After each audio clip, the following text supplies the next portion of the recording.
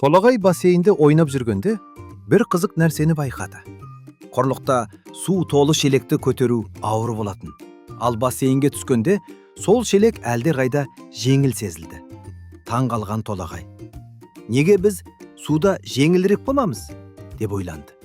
Қызықтап ол мұхитқа сүңгіді. Тәжірибе жасау үшін теңіз түбінен бір тасты көтеріп көрді. Құрлықта ол тасты көтеру өте қиын болар еді. Ал суда оны оңай көтере алды. Бірақ тасты төмен қарай itергенде су оны қайта жоғары итеріп жіберді. Өз денесі де жеңіл сезілді. Теңіз оны құшағында ұстап тұрғандай болды. Қанша батуға тырысса да су оны бетке қарай итеріп тұрды. Сонда Толагай бәрін түсінді.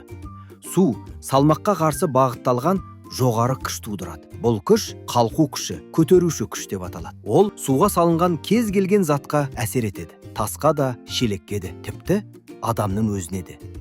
Толагай мұхитта жүзіп жүрген үлкен кемелерді есіне алды.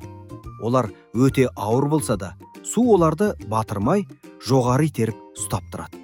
Ол өз сұрағының жауабын тапты.